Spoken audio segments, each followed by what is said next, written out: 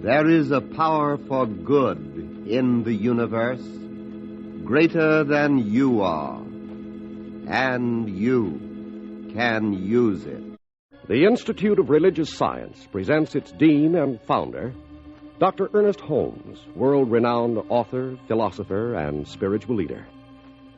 Every Sunday, Dr. Holmes brings you this radio ministry to show you how you can use the power for good in the universe to enjoy greater happiness, peace, and spiritual understanding through this thing called life.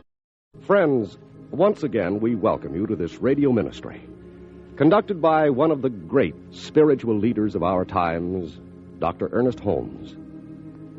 Dr. Holmes' talks, which he brings you every Sunday, are based on the positive, affirmative philosophy which he has outlined in his famous textbook, Science of Mind. Dr. Holmes' many books of self-help and inspiration, including the one which gave title to this radio program, This Thing Called Life, have been read by hundreds of thousands of men and women. Today, Dr. Holmes will speak to you on one of his favorite themes, how to use the law of good. In this talk, Dr. Holmes shows you that just as the miracles of modern science are brought about by the use of natural laws, scientific religion makes use of spiritual and mental principles. Dr. Holmes has something important to say to you, so listen with open heart and mind as Dr. Holmes tells you how the power, which is greater than you are, can help you, whoever you are, wherever you are, through this thing called life. Friends, I would like to talk to you today about the science of religion and how we can use a power of good greater than we are. Let us start out with this simple proposition in mind that we are surrounded by a creative intelligence that receives the impress of our thought and acts on it. This is the key to the whole teaching of Jesus about prayer. For Jesus definitely said that there is a power greater than we are, a power that responds to us according to the way we think. And Jesus was able to make his claim good. And he made no claim for himself that he did not make for others. Rather, he said, what I am doing is an example of what you may do. What I have accomplished, you also may accomplish if you will follow the rules that I am laying down.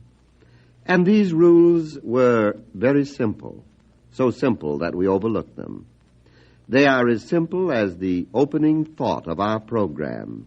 There is a power for good in the universe greater than you are, and you can use it.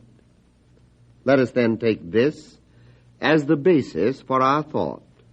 There is a power for good, and we can use it. This power responds to our thinking, to our faith, our conviction, our acceptance. It is done unto us by a power greater than we are, and this power responds to our thinking and acts on our faith. Jesus told us all about this. And this is what he meant when he said that when you pray, you must believe that you already have, and then you will receive. But he said another thing, and the most important part of his teaching. He said that this power is not only law, it is also love. Therefore, he told us that if we would get the most good from the use of the power that is greater than we are, we must always use it in love. And this is all that we have to remember. The power greater than we are supposed to use it, and to use it for every good purpose, just as Jesus did. But we are also to remember that this power is never delivered to us in its fullness until we use it rightly. And we always use it rightly when we use it in such a way as to bring about good for ourselves and for others. And now, with all this in mind, then, let us take this simple proposition that because there is a power for good which responds to our faith, it follows then that we are surrounded by a creative energy, a creative mind that responds to our thinking exactly as we think. It is done unto you as you believe. You see, Jesus not only said it is done unto you, he very carefully added, it is done unto you as you believe. And how could it be otherwise? For if there is a power that responds to our thinking, our faith and conviction, then certainly it would have to respond in the way we think. It would have to act like a mirror, reflecting back to us the images of our thoughts. And so Jesus said, it is done unto you as you believe. If you can only believe a little, then a little will be done. But if you can increase your faith, greater things then can happen. And one day when the disciples of Jesus apparently had been trying to heal someone and had not been successful, they came to him and asked what they should do. And Jesus answered, increase your faith. This they did, or attempted to do, but still without success. And so they again returned to the master and said, what shall we do now? And Jesus said, have the faith of God, which of course means have a complete faith. Let nothing disturb your conviction. And he also said, judge not according to appearances. That is, don't become confused over things as they now seem to be, but judge righteously, which means think independently of any present condition, because the power that is greater than you are can change this condition. It is important for us to remember this, for we all are laboring under the mistakes of our yesterdays. We are confused over what transpires around us, and sometimes we feel that we are caught in a net of circumstances too great to be overcome. It was this possibility of starting fresh and new every day that Jesus pointed out. As a matter of fact, this must have been why he so frequently forgave people their sins or mistakes, and then told them to try all over again. No, we are not to judge according to appearances, no matter what they look like. We are not to measure the possibility of tomorrow by anything that has happened yesterday or throughout all the yesterdays of the dim and the distant past. For today is a fresh beginning. Today your world and my world can be made new if we will only use the power for good, the power that is greater than we are, and if we can only realize that this power can act independently of any circumstance whatsoever. Anyone can have faith if he really wants to, but it will be much easier for us to have faith when we realize that we are dealing with a power greater than we are. As a matter of fact, it is only when we do believe in the greater power that we can have faith. And so let's again return to our basic proposition. We are surrounded by a law of mind. It is a creative law. It responds to our thinking exactly as we think. And through careful practice, gradually we can weed out all negative thoughts, and we can replace them with positive ones. So the whole matter is simplified, and finally we come to realize that we are dealing only with our own thoughts, while our thoughts in their turn are acted on by the power greater than we are. It is wonderful to know that we do not have to coerce this power. It is always there, always ready, always able and willing to respond. But it is impossible for it to respond to us in any other way than by corresponding to our thinking. It is indeed like a mirror reflecting back our thoughts to us. We do the thinking. The mirror does the reflecting. If we want the picture in the mirror to change, we change the image in front of it. And so it is with our thoughts. The mirror of life will always be there, and we shall always be standing in front of it. And when we look into it and see something is not in accord with divine harmony, we can instantly change the image. When we do this, the reflection will correspond to the new form that we have placed before the mirror. One of our great problems is that we make everything too hard. We sometimes think that we must have such terrific mentalities. We have to be so intellectual. We have to know all the answers before ever we can begin to use the law of good. Now, Jesus understood all this, and so he placed before us the example of a little child, just a little child who expected things to happen. He believed that when he asked his mother for a slice of bread, then his mother would give it to him. He hadn't yet built up a lot of resistance. He hadn't accumulated a lot of doubt and fear and suspicion. He just said, "Please, may I have a slice of bread?" And in a moment it was in his hand, and he was eating it. And Jesus so frequently referred to the necessity of this childlike trust.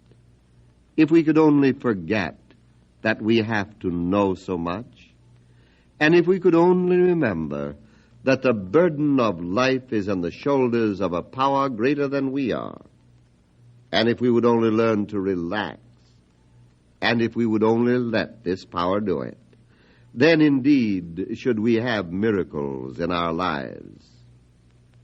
So let us take this childlike attitude, just a simple trust and faith in a power for good, and realize that it is not the power that we have to change, but ourselves.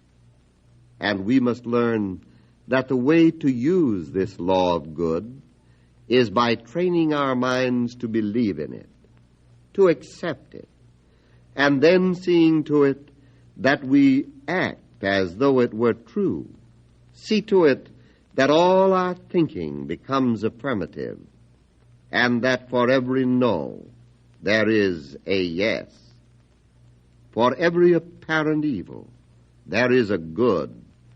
For every seeming hate, let there be a love. And for every discouragement, a faith. And for every disappointment, a certainty. Now let us suppose that nothing has been going right for us, and so we feel pretty discouraged. But we do have a conviction that there is a power greater than we are, and that we can use it. And we have come to understand that this power works for us by working through us. And so we begin to change our way of thinking. And this is done by making certain definite statements every day, and by persisting until we receive a proof. Perhaps we will say something like this: knowing that there is a power greater than I am placing complete confidence in it. I believe that this power is now working in my life. I believe that I am being guided by an intelligence that knows everything. I believe that I am being guarded by a love that tenderly cares for everyone. I believe that there is a power operating in my affairs which is supreme. Therefore I say to myself, there is no fear or doubt, nothing that can dim my vision or mar the picture that I now make of myself as being whole and happy and confident. There is no discouragement from the past, and there is no fear that can mar the faith that I have today. I know that my word, my own thinking right now, erases all negative pictures in my mind and replaces them with confidence and expectancy, with faith and assurance. I expect new and better things to happen. I believe that I shall be surrounded by love and by friendship. And now, if we wish to follow more exactly the instructions of Jesus, instead of saying, I shall be, we would say, I believe that I now am. You see, this covers that part of his teaching where he said, when you pray, believe that you have, and you will receive. And so we should say, I believe that I am now surrounded by love and friendship. I know that right now I give out love and friendship. There is nothing but love and friendship. I believe that I am guided now and directed and governed. I believe that the good I desire now is a part of my experience, because I believe that God is right where I am and that good is operating through me. And we must be sure to add that there is nothing in us that wishes anything other than good for all people. Love is the motivating power of our life. All that we are or all that we expect to become, we should gladly give. Giving and getting, living and loving, being happy and making others happy. This is the great lesson we are to learn. And this alone can establish the kingdom of God on our earth. I've been so interested in learning how many of you on your vacation trips are making it a point to listen to us on your car or your portable radios. For instance, here is one lady who writes, on our way to Portland, we stopped beside the road in a small group of tall green trees where we looked up on a range of snow-capped mountains. And it was so beautiful tuning in that we felt we were in the church of God's great out-of-doors. I do pray that your message will be heard throughout the whole world. It is so sorely needed. God is blessing you, and God is blessing your great work. Our thanks to the writer of this wonderful letter, and to all of you who write to us so faithfully. I want you to know how happy your letters make me. And I also want to be sure that you are sending for your lessons and that you are applying them in your everyday life. You know you really can help yourself, and you can help others if you do this. The method is very simple, but it is very effective. Always remember this. You are using a power greater than you are, but it is a power that responds directly to you. In this way, you make this power personal in answering your everyday needs. And one of the greatest joys that will ever come to you will be the discovery that you can also use this great power to help others. And now let us take as the thought for our meditation today these words from Jesus. What things soever ye desire when ye pray, believe that ye receive them, and ye shall have them. And let us see if we cannot come into a quiet acceptance of the operation of the law of good in our lives and in the lives of others whom we would like to help, as each one says quietly to himself, believing that I am surrounded by a law of good greater than I am, and having perfect faith in this law, and realizing that it operates on my thinking, I affirm there is one life. That life is God. That life is my life now. There is one love. that love is God. That love flows through me to everyone I meet, healing, blessing, and making whole. Believing that there is one divine intelligence that governs everything, I affirm that this intelligence is acting in my mind, causing me to know what is best and to do what is best. I open my mind to new thoughts, new ideas, and I know that as I do this, new experiences shall come to me. Believing that there is one presence animating everything, I recognize this presence in everyone I meet, in everything I do, and in every circumstance that confronts me. Therefore, I rest in peace and in the quiet confidence that all is well. And it is my sincere desire that the life and the love that God is shall flow through me to the whole world. There is a power for good in the universe greater than you are, and you can use it.